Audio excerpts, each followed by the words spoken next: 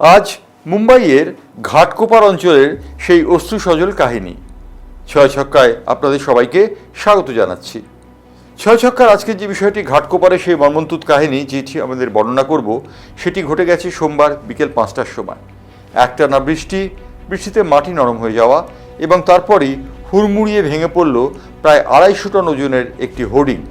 এই হোর্ডিংটি ভেঙে পড়ার ফলে মুম্বাইয়ের ঘাটকোপার অঞ্চলের 14 জন মানুষের জীবনান্ত হয়েছে। 14 জন মানুষ প্রাণ হারিয়েছেন এবং প্রায় 70 জন মানুষ এখনও হাসপাতালে, ঘাটকোপার হাসপাতালে তারা মৃত্যুর সঙ্গে পাঞ্জা লড়ছেন। 14 জনের মৃত্যু এবং 70 জন গুরুতর আহত। এই ঘটনাটি ঘটে গেল নিমেষের মধ্যে।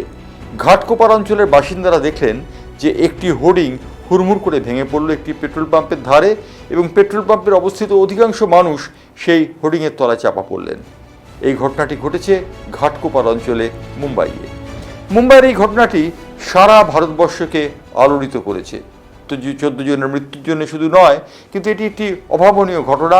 মানুষজন বাড়ি যাবার জন্যে সমবেত হয়েছিলেন এই পেট্রোল পাম্পের নিরাপদ আশ্রয় তাদের কাছে ভয়ঙ্কর হয়ে দাঁড়ালো যখন সেই হোর্ডিংটি ভেঙে পড়ল। কিন্তু হোর্ডিংটি ভেঙে পড়ার কোনো কথা ছিল না। হোর্ডিংটি কি বিপজ্জনক ছিল? রাষ্ট্রপতি দ্রৌপদী মুর্মু এবং পশ্চিমবঙ্গের মুখ্যমন্ত্রী মমতা বন্দ্যোপাধ্যায় এই বিষয়ে তাদের সমবেদনা জ্ঞাপন করেছেন। কিন্তু সমবেদনা জ্ঞাপন করলেই হলো না, ঘটনার গভীরে পৌঁছতে হবে। ঘাটকোপার এলাকার আরও 3টি হোর্ডিং মুম্বাই মিউনিসিপ্যাল কর্পোরেশন নামিয়ে দেবার কথা ঘোষণা করেছে সোমবার রাতে। বেশি রাতে সেই হোর্ডিংগুলো অপসারণ করা হয়েছে। তার মানে কি এই হোর্ডিংটি বিপজ্জনক অবস্থায় ছিল? এই বিপজ্জনক অবস্থায় কিন্তু কলকাতা শহরের বিভিন্ন হোর্ডিং এখনও পর্যন্ত রয়ে গিয়েছে। কলকাতা শহরের দিকে একবার দৃকপাত করলে দেখা যাবে যে কলকাতা শহরে পুরনো বাড়ির লাগোয়া যে হোর্ডিংগুলি রয়েছে, সেই হোর্ডিংয়ের স্ট্রাকচার এখনও খোলা হয়নি, যার জন্যে ভারী ভারী লোহার বিম, লোহার ভারী ভারী সমস্ত স্তম্ভ সেখানে এখনও পর্যন্ত সাঁটা রয়েছে।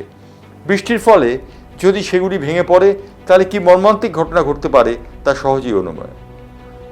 কলকাতা পুরসভার বিজ্ঞাপন বিষয়ক মেয়র পরিষদ দেবাশিস কুমার অবশ্য বলেছেন, এই হোর্ডিংগুলোর বিষয়ে তারা সচেতন। তারা চেষ্টা করছেন এই হোর্ডিংগুলো যত তাড়াতাড়ি সম্ভব শহর থেকে অপসারণ করার জন্য। অপসারণ করার চেষ্টা তারা করছেন, ঠিক কথা, কিন্তু ব্যাঙের ছাতার মতো গজিয়ে ওঠা এই হোর্ডিং কোম্পানিগুলি বা হোর্ডিংগুলি যে বিপজ্জনক অবস্থায় রয়েছে তা বলে দেওয়ার অপেক্ষা রাখে না। এই মুহূর্তে কলকাতা শহরও ঘাটকোপার হয়ে উঠতে পারে। 14 জনের না হলেও বেশ কয়েকজনের প্রাণহানির ঘটনা ঘটতে পারে। আর এই ঘটনা যদি ঘটে তাহলে তা হবে সভ্যতার পক্ষে এক অভিশাপ। মুখ্যমন্ত্রী মমতা বন্দ্যোপাধ্যায় সমবেদনা জানিয়েছেন ঘাটকোপারের মানুষদের। তিনি সমবেদনা জানাতেই পারেন, সমবেদনা জানানোর অধিকার তার রয়েছে। একজন রাষ্ট্রনায়ক হিসেবে তিনি এই সমবেদনা জানানোর অধিকারীও বটে।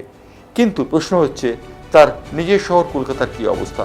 চারপাশে বেআইনি হোর্ডিং, চারপাশে এই বেআইনি হোর্ডিংয়ের ফলে নানান ধরনের স্ট্রাকচার উঠে গেছে। সেই স্ট্রাকচার যদি এই ঝড় বৃষ্টিতে আলগা হয়ে ভেঙে পড়ে তাহলে কী হবে? ভবিষ্যতের কথা ভবিষ্যতই থাক।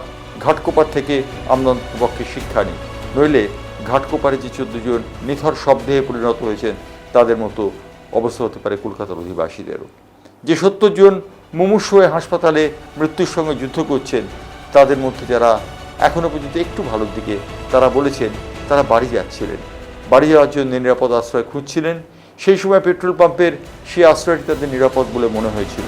তারা জানতেন না যে কাল সর্পের মতো মর্মান্তিক কালো ছায়া তাদের মাথার ওপর রয়েছে।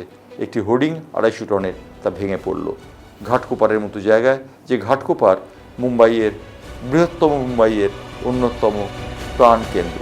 সেই ঘাটকোপার এই ঘটনা কলকাতাকে কি শিক্ষা দেবে? ভবিষ্যৎ এই বিষয়ে উত্তর দেবে। ছয় ছক্কা আজকের মতো এখানেই শেষ করলাম।